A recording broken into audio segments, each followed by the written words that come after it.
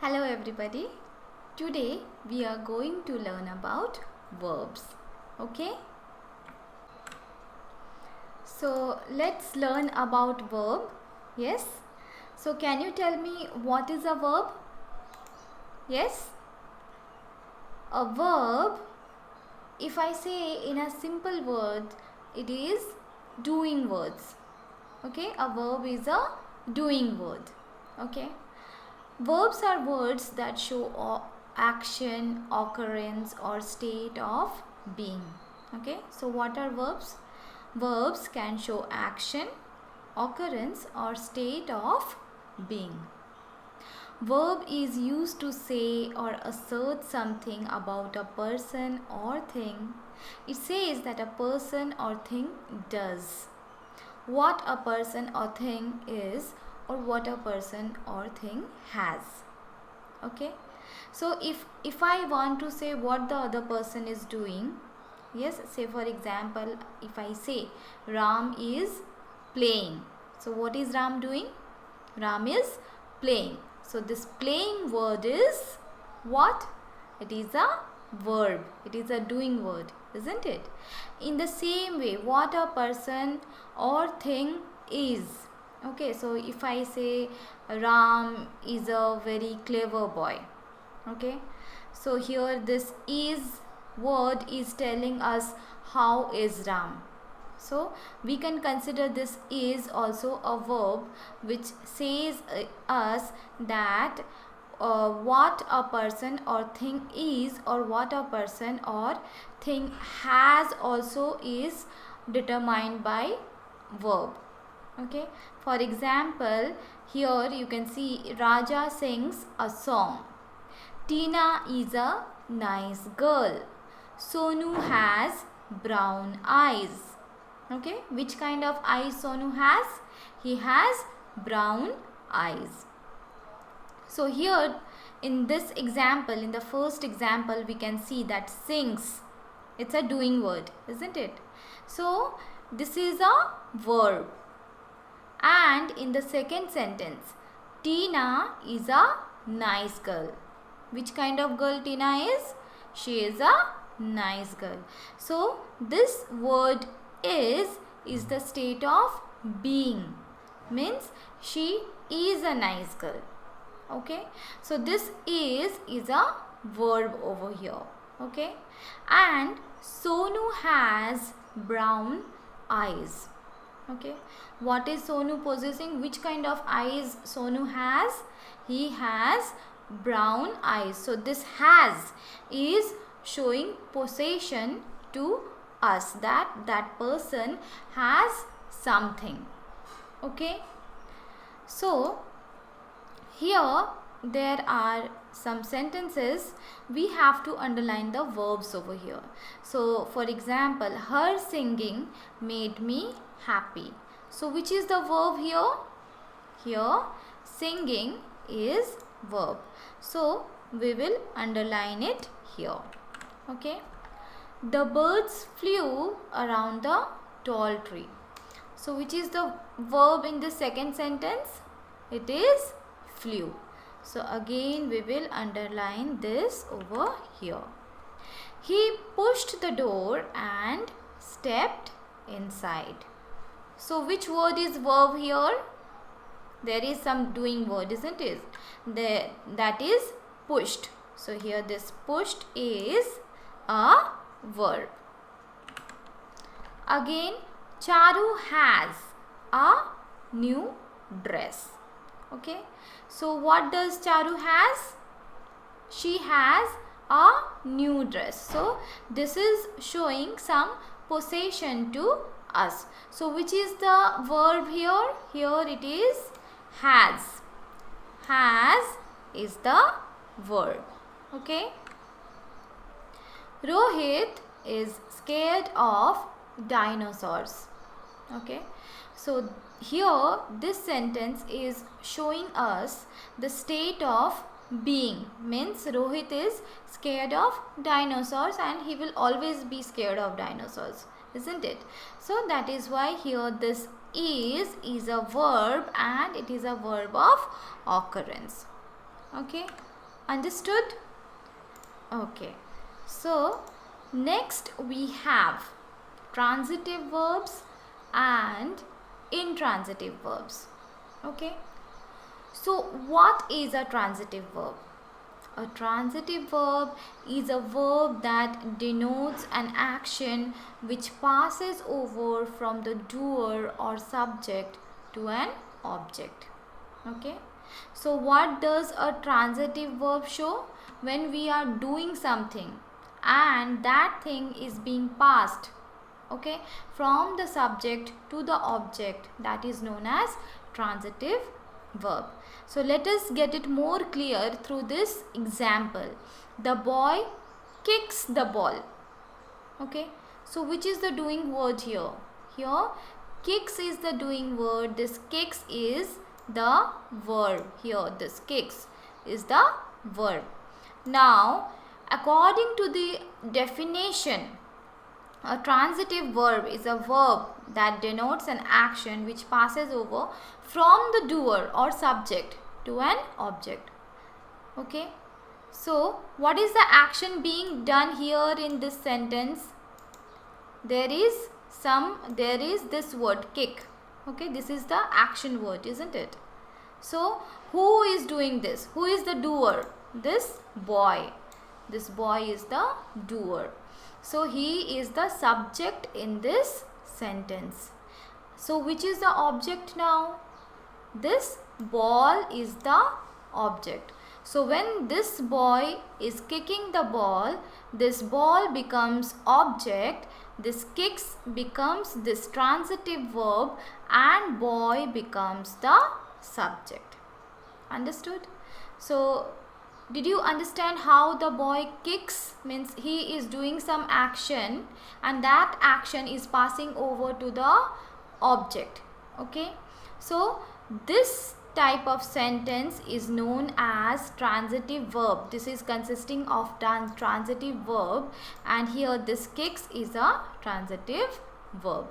Okay, understood? Intransitive verb. Now what is an intransitive verb? Intransitive verb is a verb that denotes an action which does not pass over to an object. Okay, so in transitive verb we saw that an action which is being passed from subject to the object, that is known as transitive verb. But in intransitive verb, nothing is being passed to the object. For example, the boy laughs loudly. So the boy is laughing himself. Okay, he is not passing his laugh to somebody else. Okay, so this is where this laughs is a intransitive verb. Or if I give some other examples, like that girl is playing, or Meena is jumping, or Neha is eating. So all these kind of verbs are intransitive verb because we are not passing it over to some other object. Yes, and if I say some more example of transitive verbs, like say this example, the boy kicks the ball. In the same way, can we make some other examples also? Yes, we can make, like the girl slapped the boy. Okay, in this way we can make sentences. Or the teacher scolded the student. Yes, so all these are transitive verb where the action is being passed from the doer to the object or to the receiver. Okay, next is underline the verbs and write whether they are transitive or intransitive. So first one is he carried the books. Okay, so this carried, okay, this is a transitive verb. So I will write here transitive. Then she smiled. So what is this? Is a smile passing to some other object? No, it is not passing. So this is intransitive. And we visited the mall today. Okay, again we visited some place, isn't it? So this is transitive. Okay, and then I ate apples. Okay, what I ate? I ate apples. So this is also transitive. Reena was playing. So is this transitive verb or intransitive verb? This is intransitive verb. Okay. So understood about the verbs? Yes. So let us move forward. Incomplete verbs. So till now we saw two types of verbs, that are transitive verbs and intransitive verbs, and the third type of verb is incomplete verbs. Okay, some verbs are called incomplete verbs because they do not express a complete thought. They do not express an action. They do not show possession also. Okay, so the verbs which are incomplete, they are known as incomplete verbs. So we will make it clear by seeing more examples. Okay. For example, can you see these two sentences? Like the girl seemed, the dog is. Are these sentences making some sense? No. What the girl seemed like? We don't know. The girl seemed. It is an incomplete sentence. Yes? The dog is. What is the dog is? We don't know what is the dog is. This is also an incomplete sentence, isn't it? So these kind of sentences are known as incomplete verb because here this seemed doesn't make any sense with the sentence. Again, it is a verb of being, isn't it? So this also doesn't make the complete sense of the sentence. So here what we have to do, we have to add some other word to give sense to this sentence. Yes, so here we need to add a word to complete the meaning and to form a complete predicate. Yes, we all know that a sentence can be divided into two parts, that is a subject and predicate. So if I say the girl seemed dash, here our subject is complete, the girl is the subject. Seemed dash, this is the predicate and this is incomplete. So we have to add one word here to complete this sentence. Okay, this verb is called complement to the verb. Okay, so if I add something here, okay, if I add another word, that would be known as complement. What is that? That is complement. Okay, so for example, if I say the girl seemed excited. Yes, so here the seemed was our incomplete verb and we added one complement here to complete the sentence, to complete the predicate. Okay, so the girl, here the girl is subject and seemed excited is the predicate. Now is the sentence making sense? Is the sentence complete? Yes, the sentence is complete and also it makes sense because we have completed this predicate part of the sentence by adding one more word here, which is the complement to the verb here. Understood? Then the second sentence is the dog is hungry. So here in our second example, the dog is didn't make any sense since our sentence was incomplete, isn't it? So here again we have added one word here, that is hungry, and this is complement to the verb is. Yes, so this now makes a complete sense. This gives us a complete sense and a complete sentence. Okay, understood? So let us move forward. Okay, so here I have tried to explain you the things more in detail, so that you will be able to understand it. Yes, so for example, the baby sleeps.